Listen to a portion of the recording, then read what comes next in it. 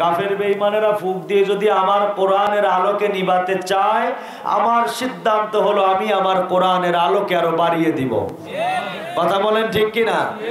এই স্বৈরাচার চেয়েছিল কোরআনের মাহফিল বন্ধ করে দিবে, নিষিদ্ধ করে দিবে বাংলাদেশে জামাত ইসলামী, নিষিদ্ধ করে দিবে বিএমপি, তারাই নিষিদ্ধ হয়ে গেছে।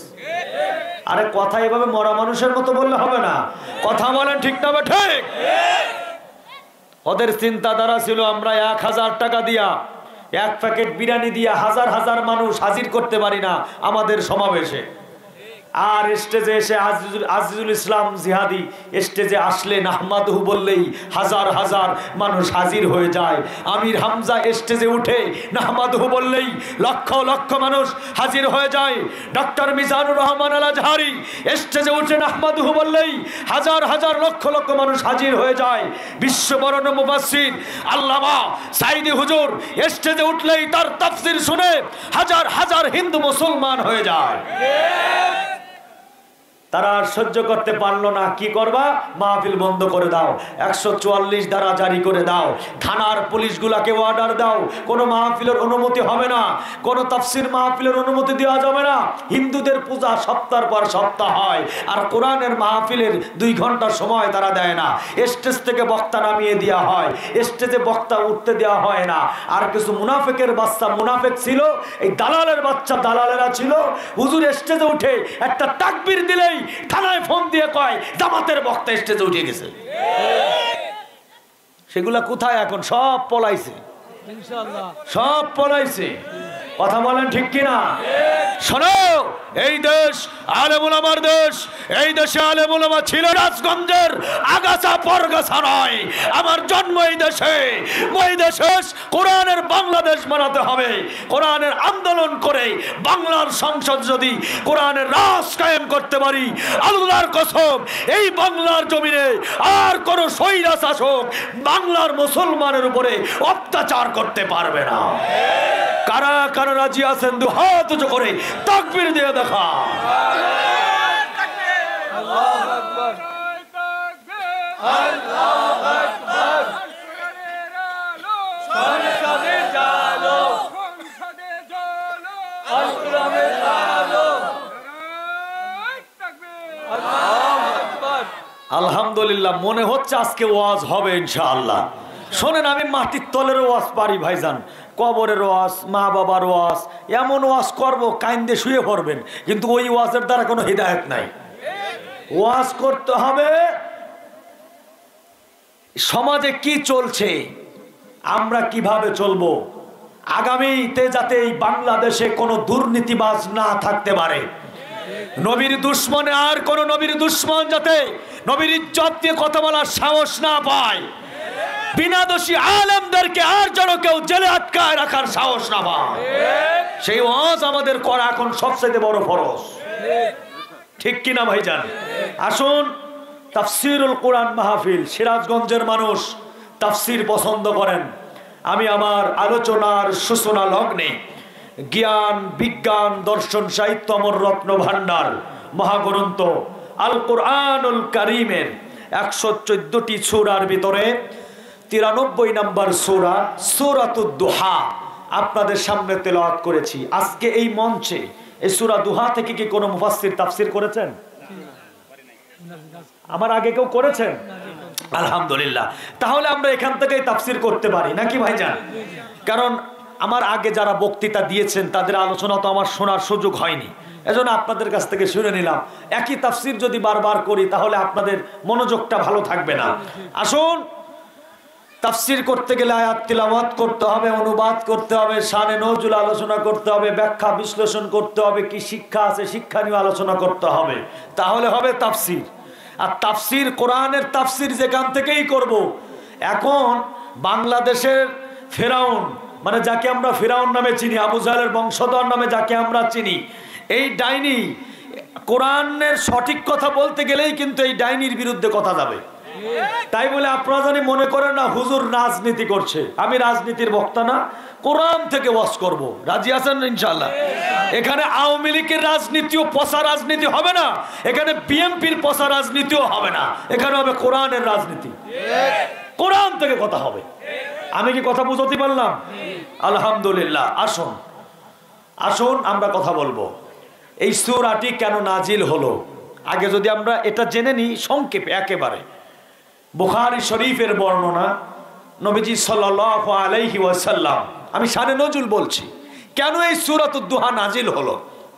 আপনার তাফসীর আমার ডানে বামে আলেম ওলামা আছেন, তারা এগুলি জানেন। যারা আপনারা সুযোগ পান না তাফসীর পড়ার, তাদের জন্য বলছি। বুখারী শরীফের বর্ণনা, নবীজি সাল্লাল্লাহু আলাইহি ওয়াসাল্লাম এক রাত অথবা 2 রাত তিনি মসজিদে গিয়া রাতে তাহাজ্জুদ নামাজ পড়ার জন্য আল্লাহর নবী যেতে পারেন নাই। এক রাত অথবা 2 রাত আল্লাহ রাব্বুল ইজ্জত ওয়াল জালাল নবীজি সাল্লাল্লাহু আলাইহি ওয়াসাল্লামকে বিশ্রাম দেওয়ার জন্য, আরাম দেওয়ার জন্য মুফাসসিরিন ইকরাম বর্ণনা করেন, নবীজি সাল্লাল্লাহু আলাইহি ওয়াসাল্লামকে আল্লাহ পাক বিশ্রাম দেওয়ার জন্য কিছুদিন ওহী বন্ধ রেখেছিলেন। আল্লাহ নবীর উপরে ওহী আসা বন্ধ ছিল। নবী সাল্লাল্লাহু আলাইহি ওয়াসাল্লাম নতুন করে কোরআনুল কারীমের আয়াত তেলাওয়াত করতে পারছেন না, নতুন কোন আয়াতের তাফসীর করতে পারছেন না। মক্কার আবু জাহেল, উতবা, শায়বা, ওলীদ ইবনে মুগীরা, উম্মে জামিল সহ নবীর নামে সমালোচনা শুরু করে দিয়েছে। এক মহিলা এসে বলছে, মুহাম্মদ, আমি কয়েকদিন ধরে লক্ষ্য করে দেখতেছি তুমি রাতের বেলা তাহাজ্জুদ পড়ার জন্য উঠতে পারছো না, তুমি রাতে বের হয়ে মসজিদে যাচ্ছ না, তার মানে তোমার কাছে যেই শয়তানটি আসতো ওই শয়তান কি তোমার কাছে আর আসে না? নাউজুবিল্লাহ বলেন। কত বড় ব্যথা দেওয়ার কথা। মানে আল্লাহর নবীর কাছে আসতো হলো হযরতে জিবরাইল, তা বলছে তোমার কাছে যে শয়তান আসতো সে আর আসে না, তুমি রাতে উঠতে পারছো না। নবীজি মনটা খারাপ হয়ে গেছে। ওদিকে আবু জাহেল, উতবা, শায়বা, ওলীদ ইবনে মুগীরা মক্কার মরুপ্রান্তে আমার নবীর নামে সমালোচনা শুরু করেছে যে মুহাম্মাদের কাছে ওহী আসা বন্ধ হয়ে গেছে।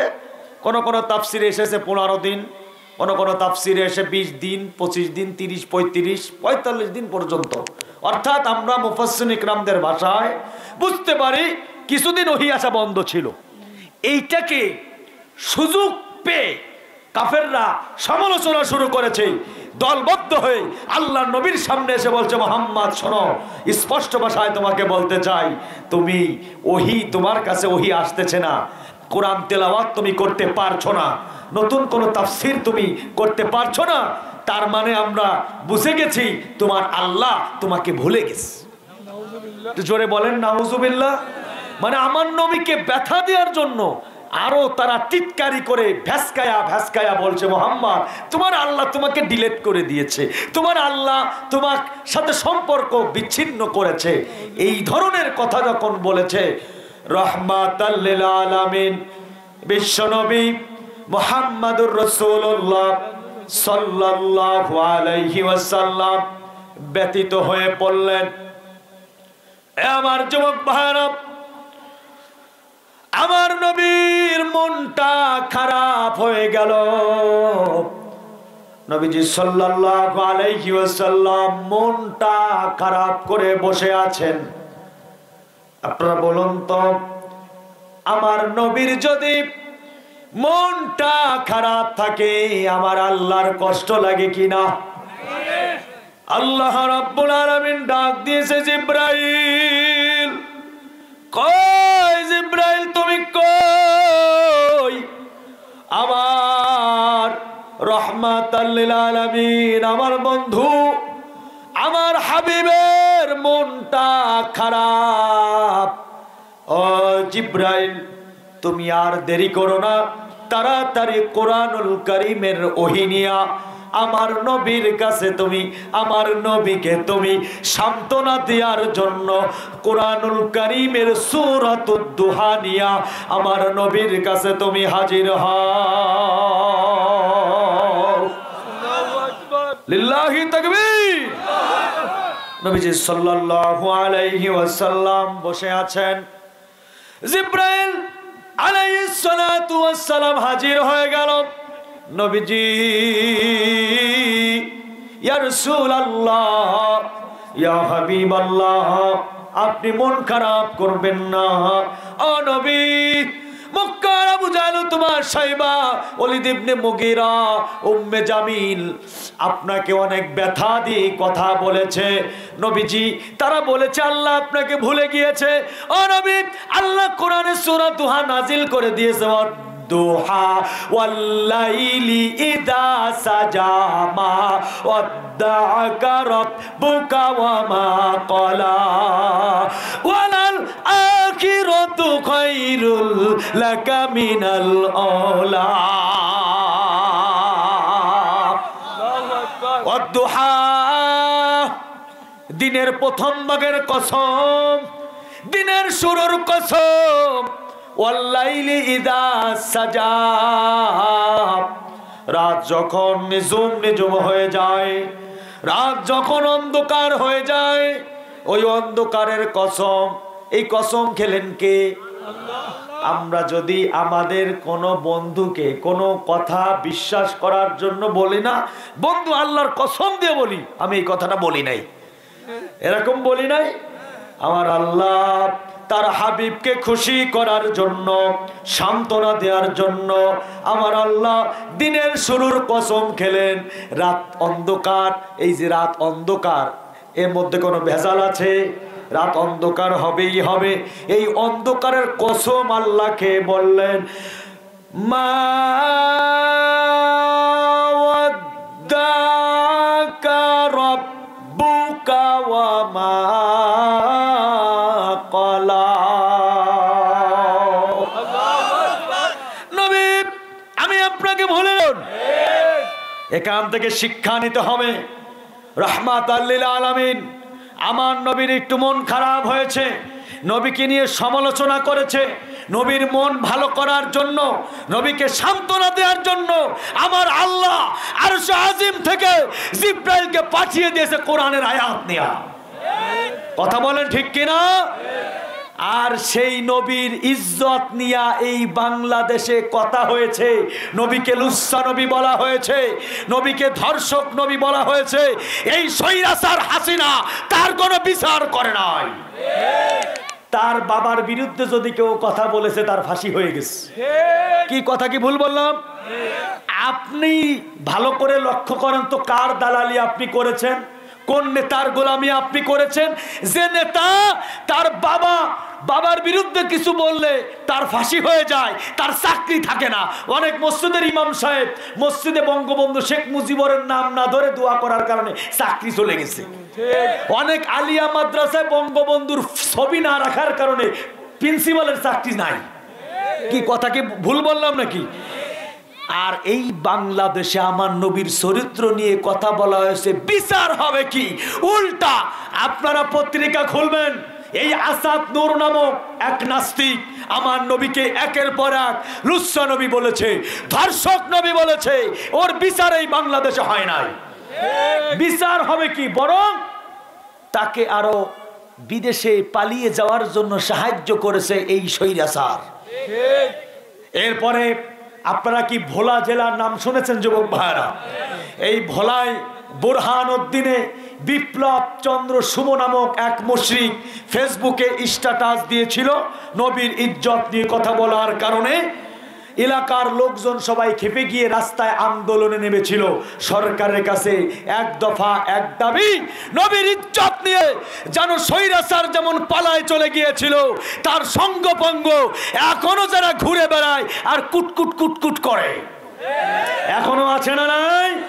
এরা যাতে তওবা করে জীবনের মতো, যে আর কোনোদিন আওয়ামী লীগ করবো না, সব জামাতের একেবারে সহযোগী হয়ে যাব, সব বিএনপিতে যোগ দিব নাকি?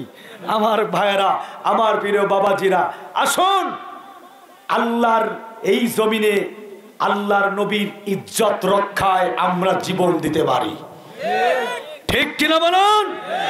যে আল্লাহ তার নবীকে সান্ত্বনা দেওয়ার জন্য একটা সূরা নাজিল করে দিয়েছেন। কি কি আছে এই সূরার ভিতরে, কি শান, কি মর্যাদা রয়েছে, আপনারা কি আমার সাথে শুনতে রাজি আছেন? এখন আর সেই দিন নাই, এখন আর সেই দিন আছে? কোরআন থেকে কথা হবে। কারণ যদি সাহস থাকে, একবার স্টেজ করেছিল কলিজার টুকরা আল্লামা সাইদি হুজুর, আরে কথা বলে না, যিনি 50টি বছর তাফসীর করেছেন, তাকে বানিয়েছে ধর্ষক, তাকে বানিয়েছে লুচ্ছা, তাকে বানিয়েছে মার্ডার কেসের আসামি। কথা বলেন, 13টি বছর তাকে জেলের ভিতরে কষ্ট দিয়েছে।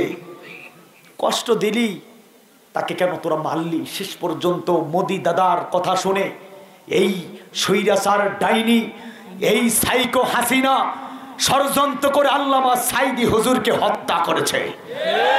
ঠিক কিনা বলেন? কারোর বিচারক কোরআনের বাকি আল্লামা সাইদি হুজুরকে যারা হত্যা করেছে, উন্মুক্ত খোলা ময়দানে ওদের বিচার হবে। কোথায় পলায় থাকবে? দাদা বাবু কয়দিন তোমার ছাতার তলে রাখবে? শিকল দিয়া বেঁধে রে সিরাজগঞ্জের জমিনে এনে তোমার ফাঁসি হবে। কথা বলেন না কেন? সিরাজগঞ্জের মুসলমান ইনায়েতপুরে আমরা নেটে দেখি নাই, একেবারে ইন্ডিয়ার রদেরকে থানার ভিতরে আটকাইয়া একসাথে আগুন ধরায় একেবারে শেষ করে দিয়েছে। এত সেই জাত এখনো মরে যায় নাই। আমরা সব সময় তৈরি আছি। আগের মতো নাকের সরিষার তেল দিয়ে আমরা রাতে এখন ঘুমাই না, এখন আমরা রাতে ঘুমাই কোরআন নিয়া। ঠিক কিনা বলেন ভাই? আসুন আলোচনার দিকে যাই। আল্লাহ পাক রব্বুল আলামিন নবীকে বললেন, নবীজি দিনের কসম, রাতের কসম, ওই আবু জাহেল, উতবা, শায়বা, ওয়ালিদ ইবনে মুগীরা যেই যা বলুক না কেন, নবীজি আপনি মন খারাপ করবেন না, ও নবী আমি আপনাকে ভুলি নাই। কি মজার কথা শুনে আমার নবীর মনটা ভালো হয়ে গেছে। এরপরে রাত আমার আল্লাহ বলেন, ওয়ালাল আখিরাতু খায়রুল লাকা মিনাল উলা।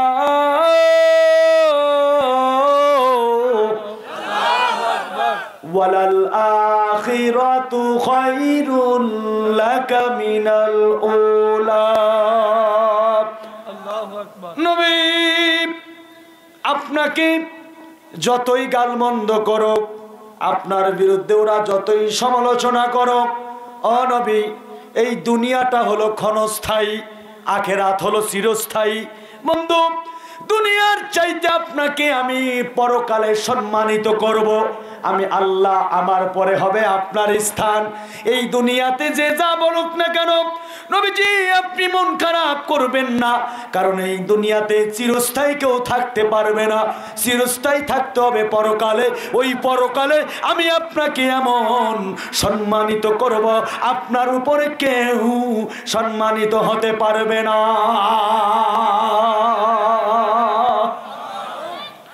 তাফসীর বুঝতে হবে। আল্লাহ পাক রব্বুল আলামিন নবীকে শিখালেন, বন্ধু কালেমার দাওয়াত দেওয়ার কারণে, কোরআনের দাওয়াত দেওয়ার কারণে আপনার উপরে হামলা আসবে, মামলা আসবে, জেল খাটতে হবে। শিয়াবে আবু তালিবে আপনার না খেয়ে থাকতে হবে, জেলে থাকতে হবে। বন্ধু মনের ভিতরে এই চিন্তা করতে হবে, দিন কায়েমের আন্দোলনে ক্ষণস্থায়ী এই পৃথিবীতে ইসলামের কাজ, কোরআনের কাজ, আমাদের কাজ, দাওয়াতি কাজে এগিয়ে যেতে হবে। আশা থাকবে পরকালে আমার আল্লাহ তার প্রতিদান দিবে। ঠিক কিনা ভাইজান? আর আমরা তো এই যে আমাদের যারা মাথার মুকুট, আল্লামা সাইদি হুজুরের যদি ওই ইচ্ছাই থাকতো দুনিয়াতে তার বাদশাহিত্য করার, তিনি বাদশাহিত্য দুনিয়ায় পেত না। তাকে অনেকভাবে তাকে প্রস্তাব দেয়া হয়েছে, কিন্তু তিনি জীবনটাকে কারাগারে উৎসর্গ করে দিয়েছে, এই স্বৈরাচারের কাছে মাথা নত করে নাই। ঠিক কিনা বলুন? এজন্যই তো কবি বলেছেন, এমন জীবন তুমি করিবে গঠন, মরিলে হাসিবে তুমি কাঁদিবে ভুবন। আপনি একটু লক্ষ্য করেন তো ভাই, আল্লামা সাইদি হুজুর ইন্তেকাল করেছে, আরে তার জন্য তো মানুষের কলিজা ফেটে যায়। কেউ যদি ওই পিরিজপুরের জমিনে যাও, কারণ এই হাসিনা জানতো একবার যদি তারা মাথায় কাপড়ের কাপড় বেঁধে একবার যদি দাঁড়িয়ে যায়, ইন্দুরের গর্ত খুঁজে পাবো না। সাইদি হুজুরের লাশটা পর্যন্ত খুলনার মাটিতে তার মনের ইচ্ছা ছিল তার একটি মাদ্রাসা রয়েছে, দারুল কুরআন সিদ্দিকা কামিল মাদ্রাসা। ওই মাদ্রাসায় তার জন্য কবরের জায়গা রাখা রয়েছে, তার ওসিয়াত ছিল। আমি ওই সাইদি সাহেব হুজুরের মাদ্রাসার ছাত্র। হুজুর